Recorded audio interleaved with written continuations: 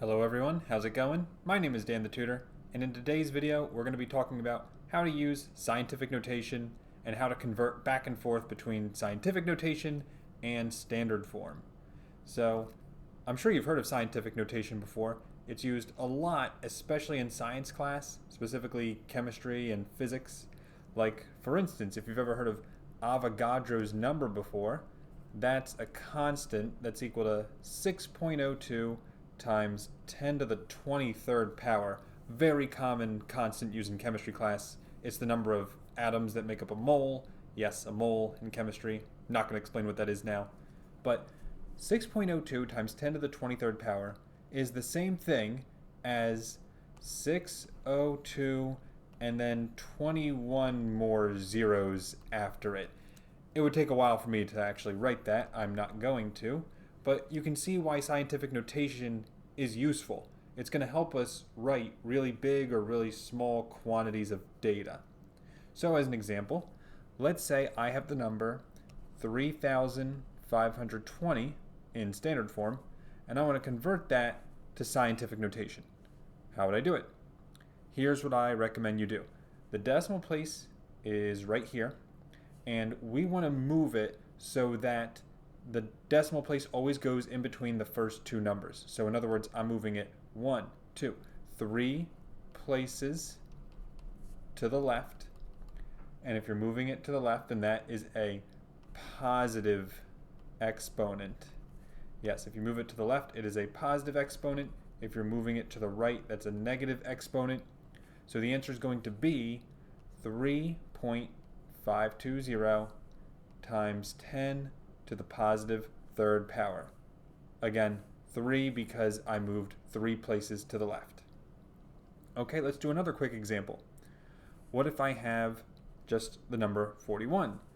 Typically we wouldn't write this in scientific notation, but let's say I really wanted to. Well, it's easy.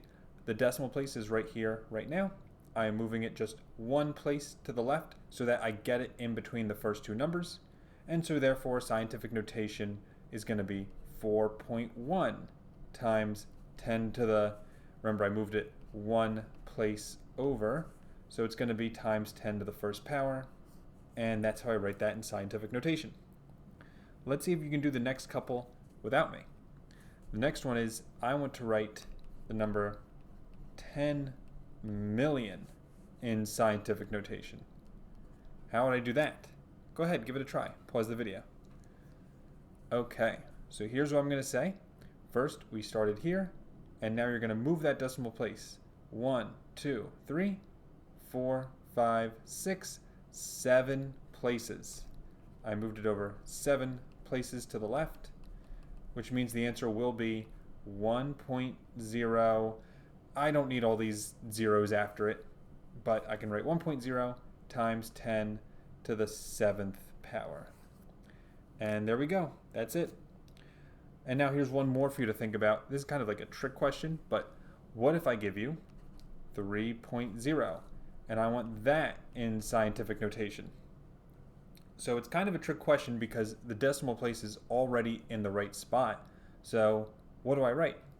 Well, what you're supposed to realize is you're moving it 0 places over, and so that means scientific notation is 3.0 times 10 to the 0, and I'm almost positive you need the 10 to the 0 power.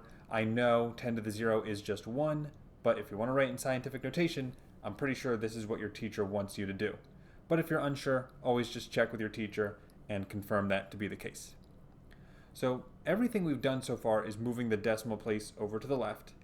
So what's it going to look like if I move it over to the right? Let's say I have 0.004, and I want to write that in, again, scientific notation. So this time, I'm going to be moving it over 1, 2, 3 places to the right. Notice that I always want to put it in between my first and second numbers, but there is no second number, is there? If you want, you can put a 0 right here. Doesn't matter. But the answer is going to be that I moved over 3 places to the right. And if you're going to the right, then that means it's 10 to the minus third power. So the final answer is going to be 4 times 10 to the minus third, Or you could write 4.0 times 10 to the minus third. It's technically the same number. The reason why I don't like this, I don't like 4.0, is because I added in that 0 myself. It was not in the original problem. This is the better answer. Okay? So let's do another one. This one I want to see if you can do by yourself.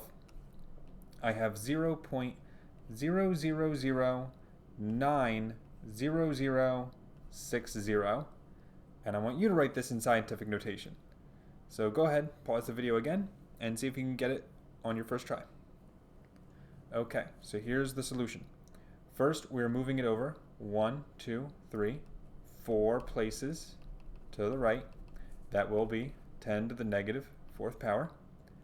And then for the decimal, it will be something really long. It's 9.0060, and we need all of those decimals because they give them to me. If they give them to me in a decimal, I have to use them. So 9.0060 times 10 to the minus fourth power. And that's the answer. One thing you're going to notice with all scientific notation problems, the base number is always going to be, between 1 and 10. Yeah, so it's always going to be a number between 1 and 10. In this case, it's 9. It's always going to be in the ones place, in other words. You will never, well, that's a lie, actually. You could see, for instance, a scientific notation like this, let's say, but this is technically not scientific notation. That's wrong, because that's 34. If you want it in scientific notation, you'd need 3.4 times 10 to the third, or whatever. Okay, so now the last thing I want to show you in this video is this time I'm going to give you the problem in scientific notation, like 4.8 times 10 to the third, and I want you to convert it back to standard form. I'll do this first one for us. So all I got to realize is if I have 10 to the third, that's the same thing as, I kind of have to do it backwards now. A minute ago I was moving things over. If it was a positive exponent, I was moving the decimal to the left. Well, now we're going backwards, so I have to move the decimal to the right 3 places. And wherever I see that I have a gap here, an empty spot, I gotta fill in a 0. So in other words, 4.8 times 10 to the third is just 4,800, because I moved it 3 places to the right and I filled in the gaps with 0, and that's how I do it. Okay, so let's see if you can do this one without me. 5.001 times 10 to the 7th power. Again, pause the video, give it a try, and see if you get it right. Okay, so for this one, I'm moving it 7 places, that's a lot, over to the right. So 1, 2, 3, 4, 5, 6, 7. 0, 0, 0, 0. And typically what you'll see me do is, when I don't know where the commas go, I'll just count it off 3 at a time, counting from right to left. So 1, 2, 3, comma, 1, 2, 3, comma. Okay, so it looks like it's 50,010,000. That's a pretty big number. And by the way, if you miss the commas, I think you'll still get full credit, but I don't know. I would put the commas in just to be safe. Okay, so now the only thing left to do, of course, is going to be the negative exponents. So let's say I have 1.1262 times 10 to the minus 1 power.